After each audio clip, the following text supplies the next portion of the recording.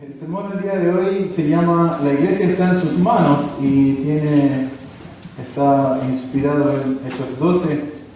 Y recuerdo muy bien el momento y el lugar donde escuché a un predicador predicar de este texto y fue para mí un gran aliento poder oírlo.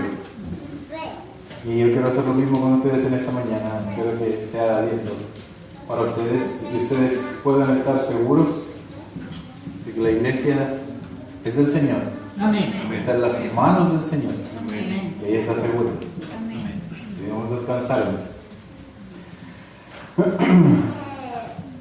Si cada uno de nosotros tuviera la oportunidad de expresar las distintas dificultades o adversidades que ha pasado, si se diera aquí la oportunidad para hablar de nuestras dificultades, creo que muchos levantarían la mano y pasarían aquí y dirían: yo tengo algo que decir.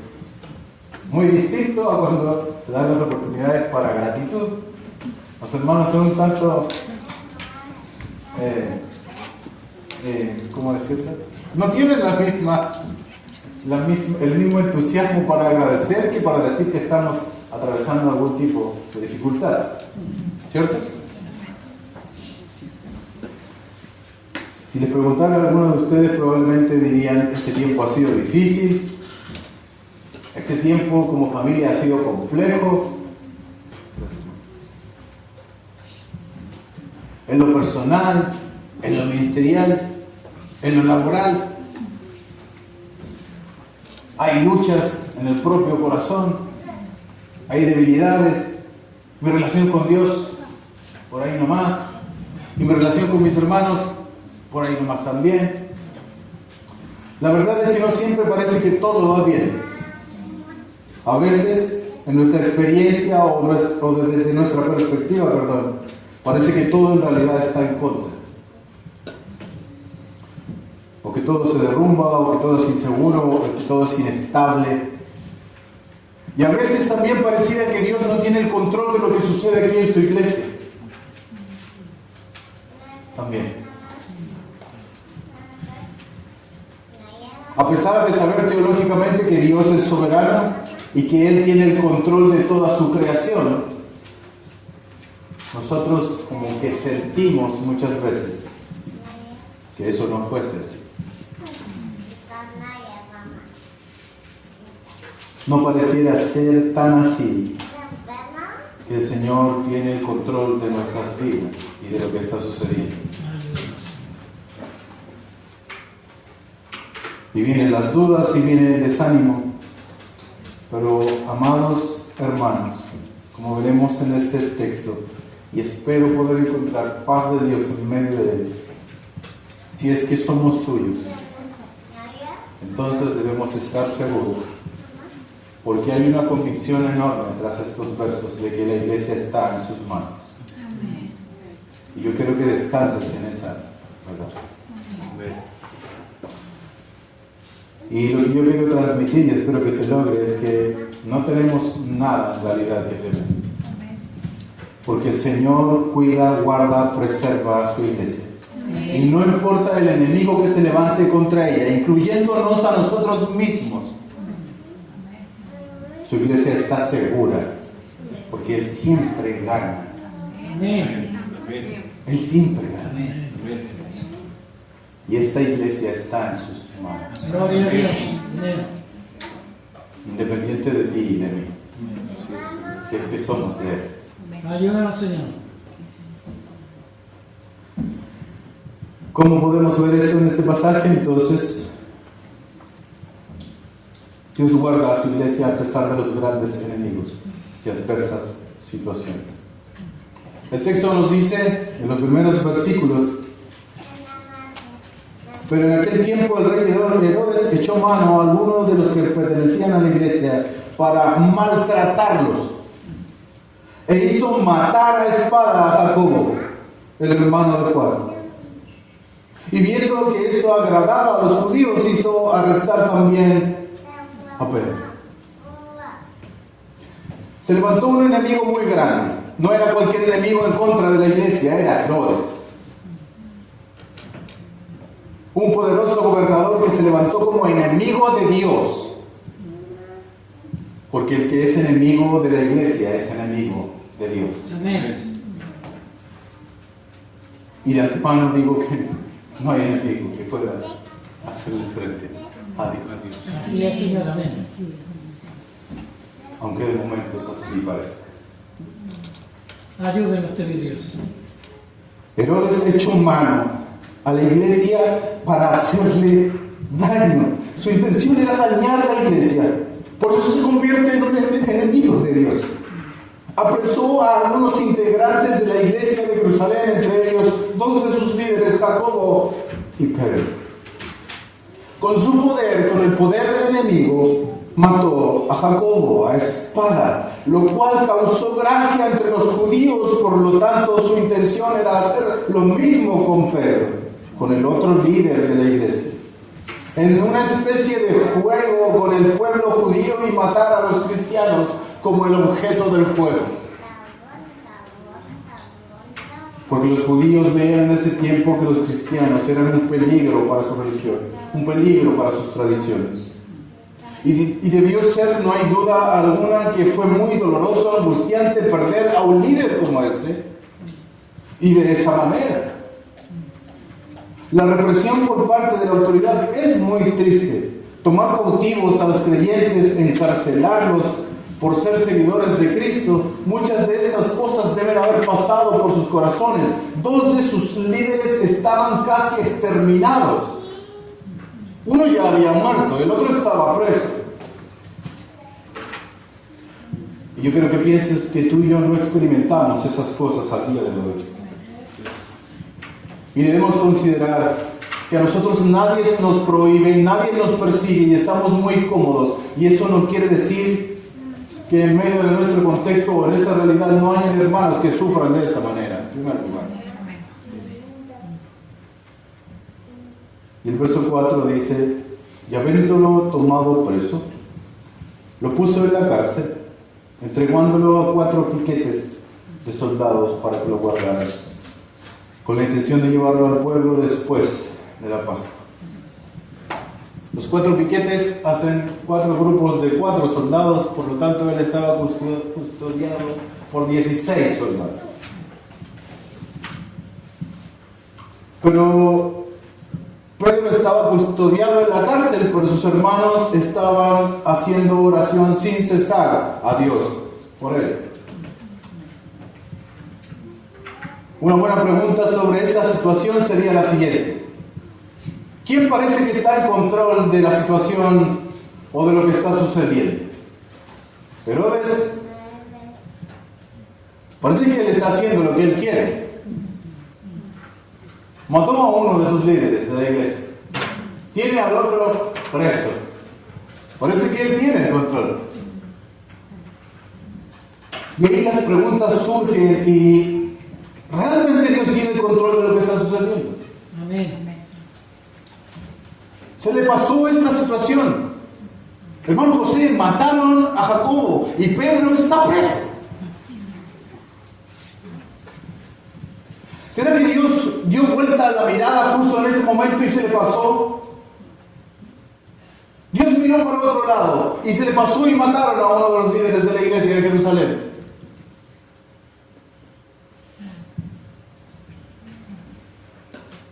Y dice: ay, pero ahora sí que no va a pasar, ahora sí que no dejo de mirarlos. Así lo verá Dios. Cuando vemos las escrituras podemos ver una situación donde Jacobo habla con el maestro, el mismo Jacobo que murió. En Marcos 10, no lo busqué, yo se lo leo. Dice, no sé si se acuerda de eso o si lo ha leído en alguna oportunidad, pero Jacobo y Juan, que eran hermanos, los hijos de Zebedeo, se le acercaron al maestro y le dijeron: queremos que nos hagas lo que te pidamos.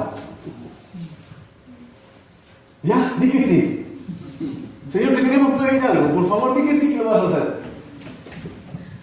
Y él les dijo: ¿qué quieren? Y ellos dijeron: concédenos que cuando estemos en tu gloria, mi hermano y yo nos sentemos a tu derecha y a tu izquierda. Gloria a Dios.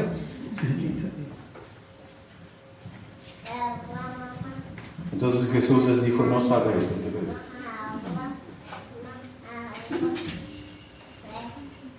Escúchame, le dijo después, ¿podéis beber del vaso que yo bebo? ¿O ser bautizados con el bautismo con que yo soy bautizado? Y ellos dijeron, sí, podemos. Y el Señor les dice, ¿a la verdad? Sí. Ustedes beberán de la copa que yo voy a beber y serán bautizados en el bautismo. Pero al sentarse a mi lado, no se los puedo conceder. Eso es de mi Padre. Amén. Pero ustedes quieren morir como yo y sufrir como yo. Lo tienen. Jesús se estaba refiriendo a su muerte. Esa era la copa, ese era el bautismo. Y eso les tocaría a ellos. ¿Qué quiere decir eso? Entonces que la muerte de Jacobo no era sorpresa para Dios, era parte del plan de Dios, era parte de ya lo que había dicho Dios. Amén. Y esto no tiene nada que ver con el sermón, pero tengamos cuidado con lo que pedimos. ¿Quieres paciencia? Prepárate para los problemas que prueban la paciencia. Así es. ¿Quieres ser más misericordioso? Ayúdanos, Señor. Prepárate para que pequen contra ti. Ayúdanos, Señor. ¿Quieres amar incluso a los hermanos difíciles? Ayúdanos, Padre. Bienvenidos, hermanos difíciles. Porque si no, ¿de qué manera? ¿Quieres saber lo que significa perdonar? Entonces, alguien va a tener que pecar contra ti. ¿Te das cuenta? Tengamos cuidado con lo que pedimos. Que el Señor lo puede conceder. Así es, Señor. Vuelvo al tema. Dios nos está enseñando algo cuando parece que todo está en derrota. Dios sigue siendo el soberano y Él sigue sentado en su trono reinando. Amén.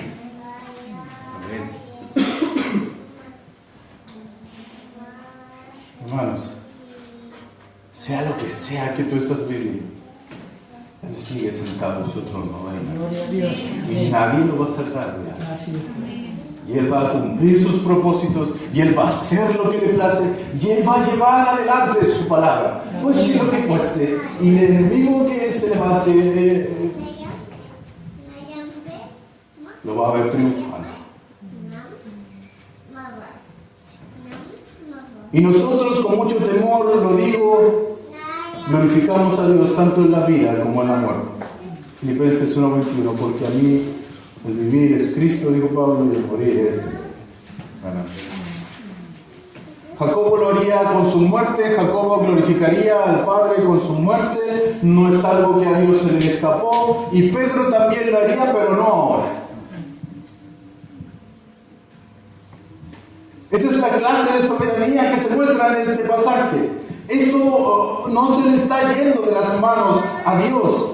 Era parte de algo, que ya se había dicho.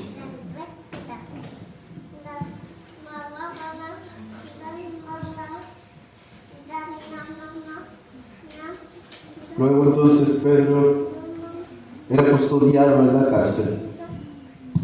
Por su iglesia, sus hermanos hacían ferviente oración por él. Y esa noche, dice el texto en el verso 6, cuando Herodes estaba, me encanta esta parte de la palabra, a punto de sacarlo. Cuando Herodes estaba a punto de sacarlo para hacer lo mismo que hizo con Jacobo. Fíjese lo que estaba haciendo Pedro. Pedro estaba durmiendo. ¿Estarías tú durmiendo si sabes que mañana te van a matar? No. Si sabes que mañana te van a presentar delante de todos los judíos y todos te van a decir, mátenlo, mátenlo, mátenlo. Que más de algún tomatazo te va a llegar, un piedrazo, una bofetada o un escupitajo.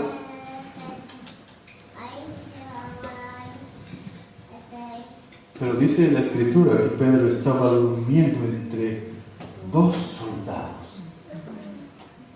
Estaba encadenado a dos soldados y este hombre estaba plácidamente durmiendo a tal extremo de que un ángel tuvo que venir a tocarlo para que despertara.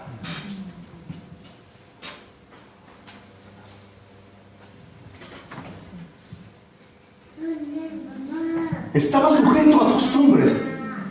Y fuera de la celda donde estaba había un montón de hombres parados frente a él. Y él estaba durmiendo. ¿Qué tiene eso de impresionante, dirás? Pedro estaba durmiendo entre dos soldados, sujeto con cadenas, y unos guardias delante de la puerta custodiaban la cárcel. Y aquí se le apareció un ángel del Señor, y una luz brilló en la celda, y el ángel tocó a Pedro en el costado y lo despertó, diciendo: levántate pronto. Y las cadenas se cayeron.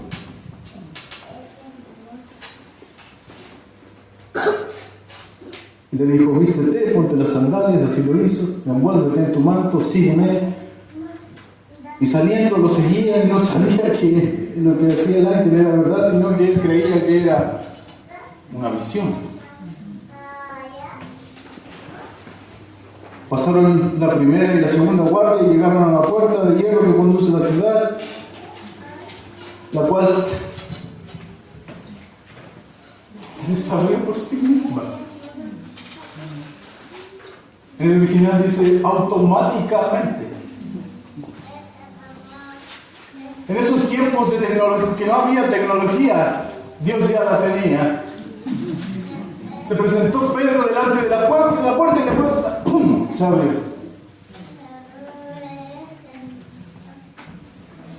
Y salieron y siguieron por una calle y enseguida el ángel se apartó de él. Y cuando Pedro volvió así dijo: ahora sé que en verdad el Señor ha enviado a su ángel y me ha rescatado de la mano de Herodes y de todo lo que esperaba el pueblo de los judíos.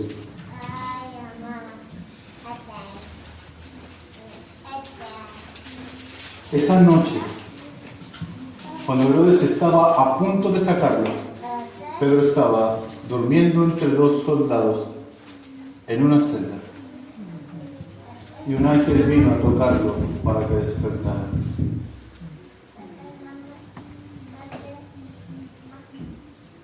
Pedro estaba durmiendo en una cárcel rodeado de 16 guardias, enseñándonos a esperar su tiempo, el tiempo de Dios. Pedro estaba profundamente dormido, tanto así que el ángel tuvo que tocar su costado para despertarle. El ángel tuvo que dar todas las instrucciones, porque él cuando despertó seguía medio dormido. Y no se tomó ningún clonazepam ni cosas como esas.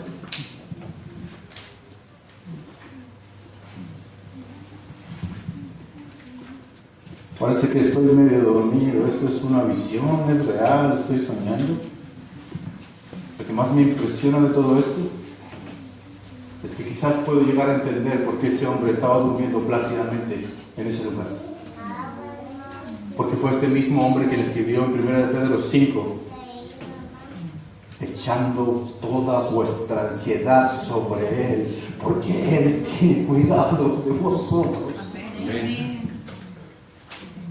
Eso lo estaba escribiendo un pueblo que estaba expatriado, perseguido, viviendo en medio de una cultura que era opuesta al cristianismo, y le dice a sus hermanos: hermanos, tengan ánimo, echen sus ansiedades sobre el Señor, porque Él tiene cuidado de nosotros. Amén. Ese hombre lo sabía, ese hombre sabía que Dios tiene cuidado de él, por eso podía dormir rodeado de 16 soldados. ¿Te das cuenta? Echen toda vuestra ansiedad sobre Él, porque Él tiene cuidado de vosotros. Amén. Pueden dormir en paz. Amén. La iglesia está en sus manos. Amén. ¿Tiene sentido afanarse? ¿Quién nos está cuidando? El mismo Dios que tiene en sus manos a Jacobo es el que tiene en sus manos a Pedro y tiene en sus manos a nosotros. Amén. Gloria a Dios. ¿Tiene Pedro algo de que preocuparse? No, en realidad no tiene nada de que preocuparse. Pero está preso, pero tiene a su Dios de su lado.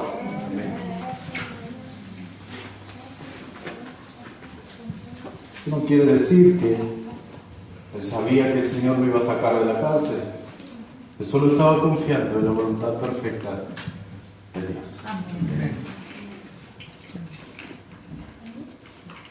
La historia muestra que Dios sacó a Pedro de la cárcel. Y lo más chistoso es que esperó hasta la última noche antes de que lo iban a matar. No lo sacó antes. Al Señor le encanta hacer eso. Le encanta dejarnos sin alternativa, para que realmente pensemos que Él es la única. Gloria a Dios, amén. Te quita toda esperanza para que realmente pongas tu esperanza en Él. Porque tenemos un corazón tan duro y desviado que podemos aferrarnos de cualquier cosa. Por eso Él nos deja sin manos y pies y nos deja mirando a Él. ¿A quién vas a acudir ahora? A Él, solamente a Él. Amén. El Señor nos cuida incluso hasta de nosotros mismos. Amén. Espera hasta el último día. ¿Qué estaba haciendo Dios? ¿Qué creen? ¿Qué estaba haciendo Dios en este contexto? Hermanos, el tiempo de Dios no está sujeto a nuestras perspectivas. No depende de nuestra opinión, sino de la suya, de sus planes. Muchas veces eso es para enseñarnos a esperar en su tiempo, sin saber cómo resultará, pero confiando, porque Él tiene cuidado de nosotros. Amén. Pensemos en la iglesia local en ese tiempo. Debe haber dolido mucho la muerte de Jacobo y ahora están orando por Pedro porque mañana va a morir.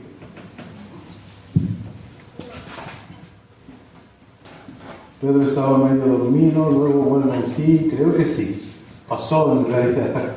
En realidad estaba preso y ahora estoy afuera en la calle, no sé cómo, pero Dios lo hizo. Gloria a Dios. Si te hubieran hecho a ti o a mí hacer una historia, crear una historia,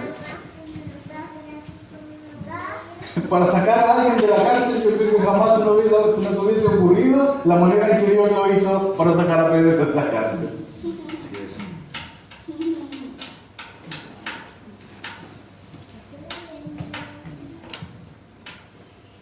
Estoy acá afuera, en la calle. Yo estaba durmiendo. Estaba atado a 2 soldados.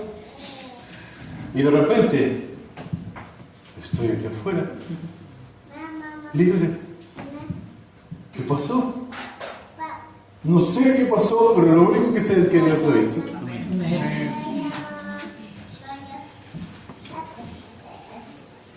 Ahora piensa en tu iglesia, piensa en esta iglesia, que es muy similar a como nosotros comenzamos. La iglesia que comienza en un puñado de hermanos, con mucha inmadurez, con muchas dudas, luchando con pecados, con mucho miedo, sin amistades con otros, sin ayuda de nadie, pero buscándola incansablemente hasta encontrarla. Y aunque no hayamos crecido tanto ni madurado tanto, se pueden ver hermosos pasos que se han ido dando. Él ha ido salvando, Él ha ido añadiendo, Él ha ido produciendo madurez, cambiando. No entendemos cómo, pero Dios lo ha hecho. Porque la iglesia está en sus manos. Amén. Piensa quién eras, piensa en tus adicciones pasadas, piensa en que antes odiabas el diseño divino para el hombre, para la mujer, piensa en que antes no tenías afectos para con Dios, piensa cuando eras inconverso y tu esposo o tu esposa, tu madre o tu padre, quizás nunca dejaron de orar por ti. Y ahora estás aquí, no entendiendo cómo, pero Dios lo hizo. Amén. Porque tú estás en sus manos. Gloria a Dios.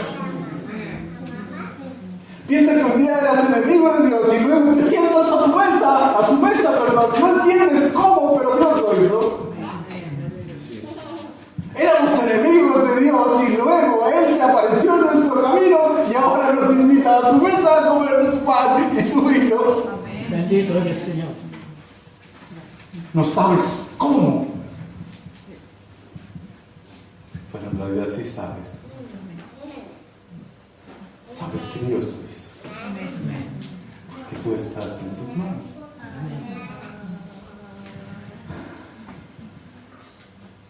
Esa noche estás en la calle, Pedro está en la calle, luego toma conciencia, se fue donde estaban reunidos sus hermanos, orando.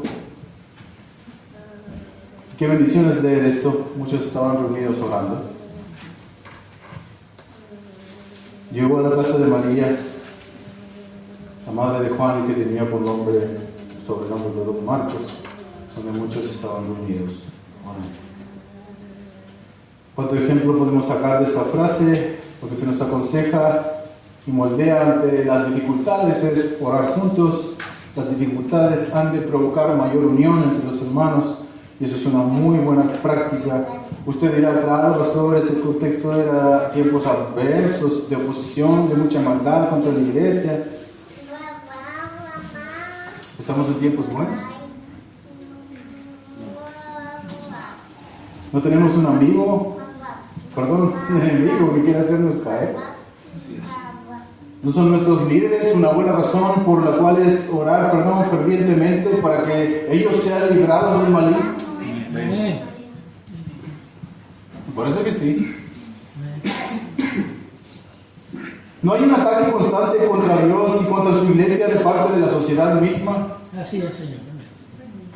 No hay cautivos por el enemigo y nosotros necesitamos la gracia y valentía para predicarles el evangelio. Ayúdanos, ten Dios. Estamos viviendo tiempos tan buenos que hay muchos hombres y mujeres cumpliendo sus roles en familia, matrimonios sólidos, estabilidad espiritual, que no necesitamos juntarnos a orar fervientemente por la salud y por la vida de la iglesia. ¿Será que estamos tan bien que no necesitamos orar juntos? No, la respuesta es no y nunca va a ser sí. Júntese a orar, enfrente de rodillas las adversidades y necesidades evidentes que tengamos. Amén. Se relata que hay una joven, que se llama Rode, que está en casa con muchos hermanos orando por Pedro. Y en el momento en que Pedro llama a la puerta, ella se acerca a la puerta y seguramente pregunta, ¿quién es? Pedro responde, soy Pedro. Entonces ella se emociona y en vez de abrirle la puerta, va a avisarles a la gente que estaba orando para que Pedro saliera de la cárcel, que era Pedro que había salido de la cárcel. Gloria a Dios. Pero la respuesta de los hermanos fue, estás loca. ¿Cómo se te ocurre? Puede ser cualquier cosa menos Pedro. Yo siempre, no, es tu ángel. No le creyeron. ¿Cómo va a ser Pedro si él está en la cárcel? Sé que estamos orando para que salga de la cárcel. Pero ¿cómo va a ser él? No es Pedro, es su ángel. Quizás lo mataron y anda por ahí su espíritu dando vueltas. Pero no puede ser él. Qué maravilloso lo que muestra esta escena. Pedro fue a darles testimonio de que estaba libre. Fue a decirles, hermanos, Dios ha respondido su oración.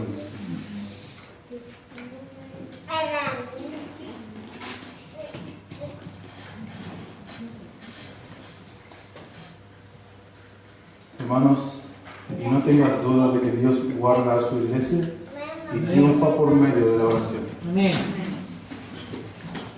Los miembros de la iglesia estaban orando, estaban en lo correcto, estaban orando por Pedro.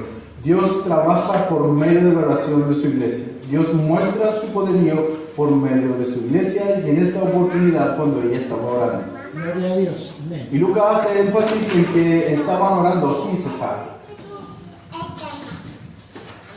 Dice, pero la iglesia hacía sin cesar oración a Dios por él.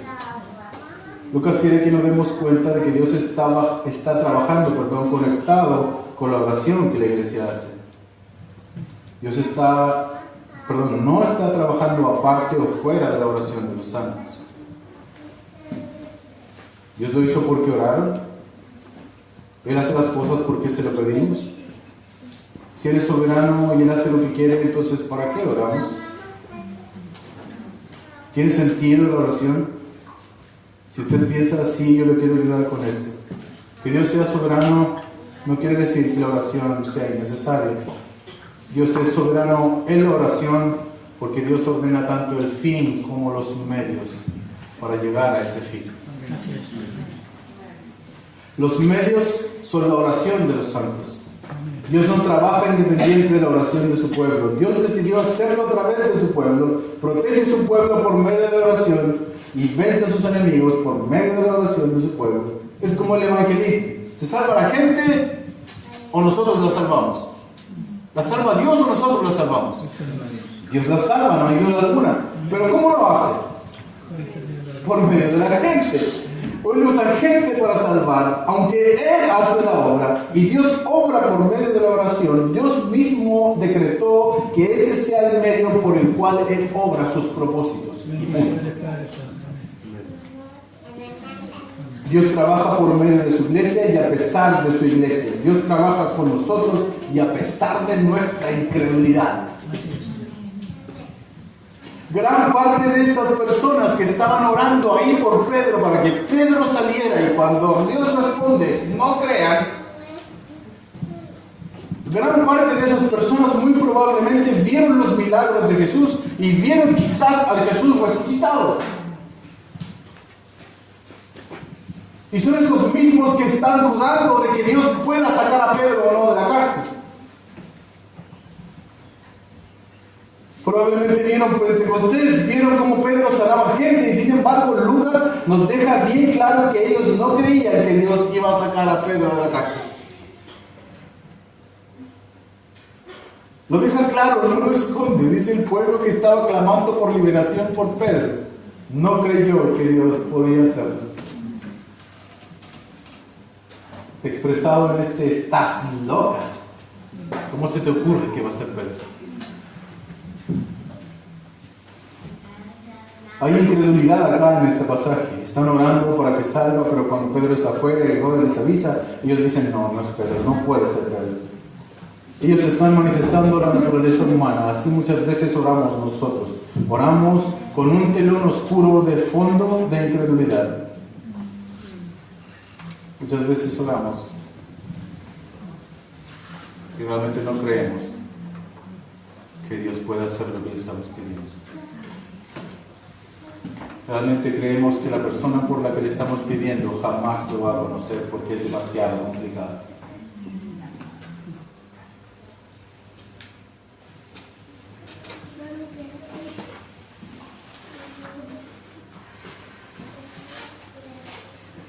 Oramos y muchas veces con este telón de incredulidad de fondo.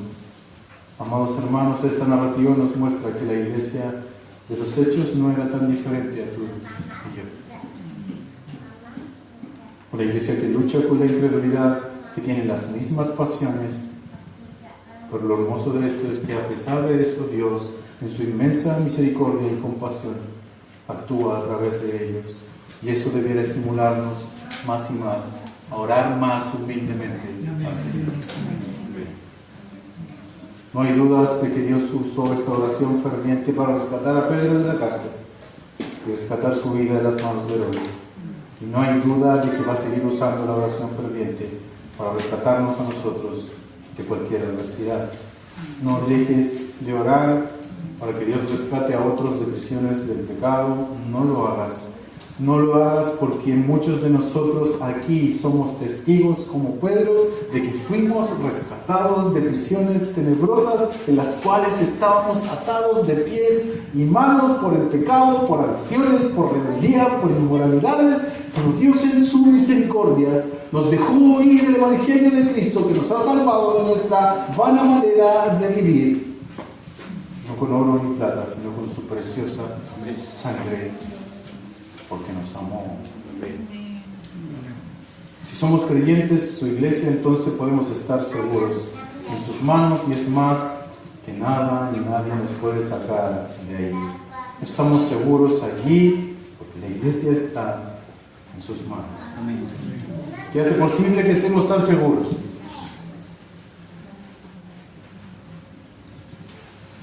¿Por qué estás tan seguro en sus manos? ¿Estás seguro en sus manos? Ayúdanos, Señor.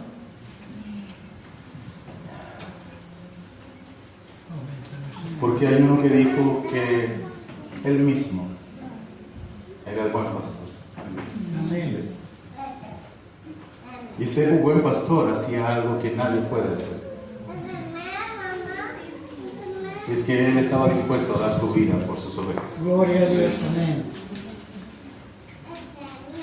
Él estaba dispuesto a dar su vida por las ovejas de su rebaño.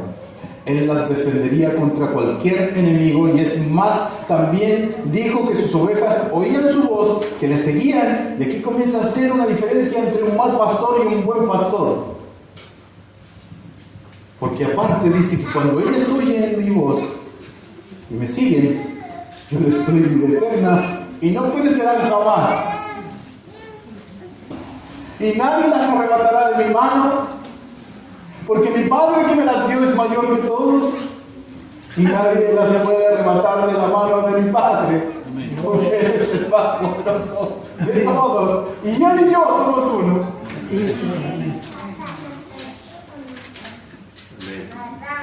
Jesús es ese buen pastor. Él dio su vida por sus ovejas y ellas pueden estar seguras en Él. Por lo tanto, cuando tú oyes su voz, cuando tú oyes su llamado por el Evangelio, cuando reconoces tus pecados y que eres enemigo de Dios y que solo Jesús puede reconciliarte con Dios a través del pago que hizo en la cruz de Calvario por tus pecados, es que automáticamente pasas a ser una oveja de Él, y automáticamente, así como se abrieron las puertas de la cárcel, pasas por tus propias cárceles pecaminosas al lugar más seguro que puede existir en el universo, las manos del buen pastor.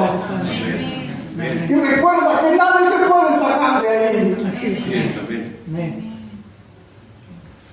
Porque no existe alguien tan poderoso como para abrir los dedos a la mano del Padre y sacarte de ese lugar. Nadie puede abrir su mano. Así es. Amén. Siempre Dios. Amén.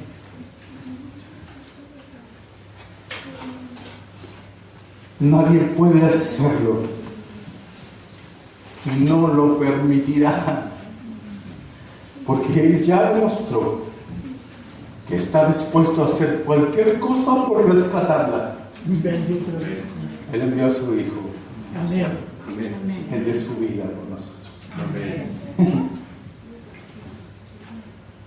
Hermanos, Dios siempre gana. Amén. La iglesia está en sus manos. Gracias, Señor. Cuando se hizo de día, verso 18, hubo un alboroto porque los soldados no podían dar una explicación de lo que había pasado con Pedro.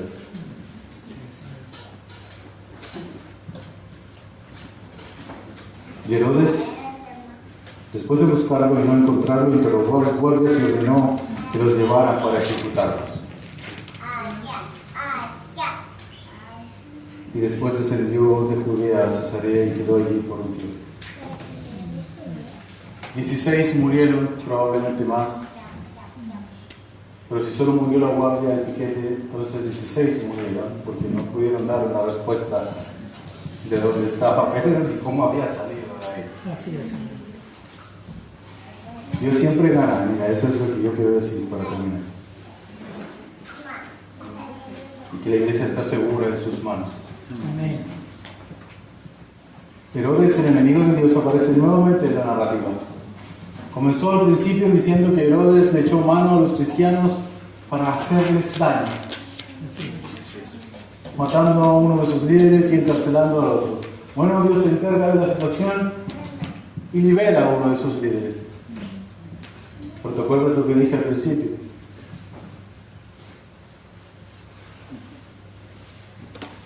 El enemigo de la iglesia es enemigo de Dios. Herodes, verso 20, estaba muy enojado con los de Tiro y con los de Sidón. Hermanos, bien, Lucas, esto es tremendo. El Señor va a hacer lo que va a hacer con un contexto totalmente distinto a lo que estaba sucediendo. Ahora involucra a dos personajes o dos, entre comillas, naciones o pueblos que tenían relación con Herodes porque Herodes los proveía con víveres, por así decirlo. Pero él estaba enojado con ellos, con Tiro y con Sidón. Pero ellos, de común acuerdo, se presentaron ante él y se ganaron a Blasto, que era camarero del rey. Pedían paz, pues su territorio era abastecido por el rey. Y el día señalado, Herodes, vestido con una ropa real, se sentó en la tribuna y les arengaba a las personas. Y la gente gritaba y decía: voz de un Dios y no de un hombre es esta. Cuando Herodes los arengaba y les decía cosas, la gente le respondía con alabanzas debajo: ¡wow! Mírenlo, es un Dios, no es un hombre, no es Herodes, este es un Dios. Al instante un ángel del Señor lo hirió por no haber dado la gloria a Dios y murió comido por gusanos. Bendito eres el Señor. Ahora, Herodes es el enemigo de Dios que aparece nuevamente en esta narrativa y esta vez para recibir el pago de ser enemigo de Dios. El historiador Flavio Josefo narra esa misma historia y habla de que Herodes se vistió de una túnica de plata para que cuando el sol le iluminase brillara y deslumbrara a los que estaban viendo. Y que la gente gritaba: tú no eres un hombre, sino eres Dios. Se entiende que Herodes acepta el halago y muere comido de gusano. Ese orgullo, Dios lo termina de esta manera. Se acabó tu tiempo. Ahora es la hora de tu muerte. Yo quiero hacer una advertencia para todos nosotros. Aunque tú no lo creas, tú puedes transformarte en un enemigo de Dios al ser un enemigo de la iglesia. Así es. Tú puedes transformarte, Dios no lo quiera, en un enemigo de la iglesia, estando en la misma iglesia.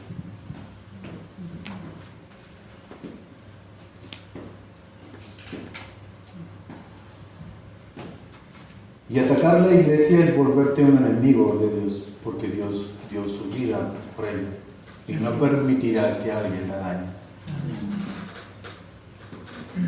Dios siempre gana en su juicio a los que se oponen a su reino. Dios siempre gana. ¿Hay oposición? Sí. ¿Hay gente que se burla? Sí. Pero Dios siempre gana al final. Y Dios siempre gana en su propósito final. Porque la iglesia está en sus manos. Y mire lo que dice el hermoso verso 24 de Hechos 2. Hechos 12 comenzó diciendo: por aquel tiempo el rey Herodes echó mano a algunos que pertenecían a la iglesia para maltratarlos e hizo matar a espada a Jacobo y encarceló a Pedro. El verso 24 dice: pero la palabra del Señor crecía y se multiplicaba. Bendito eres el Señor. ¿Te das cuenta? ¿Te das cuenta de lo que está pasando? Cómo Dios tiene la iglesia en sus manos y Él cumple sus propósitos a pesar de la adversidad muy evidente. Cuando un hombre quiso levantarse en contra de la iglesia para maltratarla y encarcelar a uno de sus líderes y matar a otro, pensó por un momento: lo logré, exterminé a estos cristianos. Y Dios, al terminar esta narración, dice algo extraordinario, hermanos amados, porque con todo eso, con toda la realidad, con la incredulidad de los hermanos al orar, con la muerte de Jacobo, con el encarcelamiento de Pedro, Dios termina diciendo: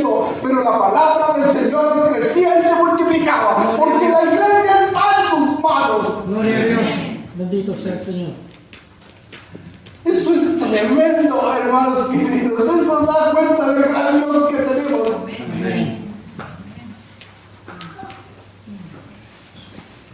Él se encargó para que a pesar de la adversidad evidente, su palabra se creciera y se multiplicara. Amén. Porque al fin de cuentas entendemos que las cosas no dependen de nosotros, Así es, Señor. dependen de Él. Y es en eso que tenemos que descansar. Amén. Nunca dejando de esforzarnos. Ayúdanos, tu No Dios. estoy diciendo eso. Desgástate por el Señor. Desgástate. Desgástate todo lo que puedas por el Señor. Amén. Pero no olvides que la iglesia está en sus manos. Así es, amén. Es de Él. Él la cuida. Y Él, a pesar de cualquier adversidad evidente, en medio de ella, dice el texto que la palabra de Dios crecía y se multiplicaba. Bendito. Sí, Señor. Me encantan los peros, amo los peros. Herodes quiso echarle mano a la iglesia para dañarla, mató a uno de sus líderes y casi mata a otro, pero la palabra del Señor crecía y se multiplicaba. Gloria a Dios. Amén. Es tremendo todo este capítulo. Sí, Señor. Aquel que se oponía a Dios, que mató a un discípulo, que encarceló a Pedro. Dios le quita a su prisionero más preciado y luego lo mata. Es Dios diciendo, mi palabra seguirá avanzando, mi iglesia seguirá avanzando y nada ni nadie la puede detener, ni el mismo infierno puede contra ella. Si alguien la quiere dañar, el resultado será que se va a multiplicar. Así es, amén. Ayúdanos. ¿Cómo empieza el capítulo? Jacobo muerto, Pedro preso y Herodes triunfando.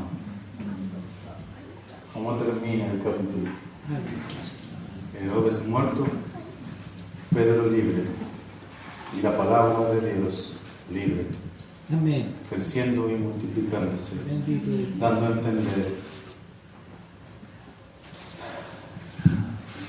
que hallaba cabida en más y más gente. Gloria a Dios, Amén. porque la iglesia está en sus manos. Amén. Y Él va a avanzar a pesar de nosotros. Sí, Señor. Amén. A pesar de nosotros. Y yo te animo a que tú formes parte de este avance. Ayúdanos. Que seas un aporte, no un enemigo. Así es. Desgástate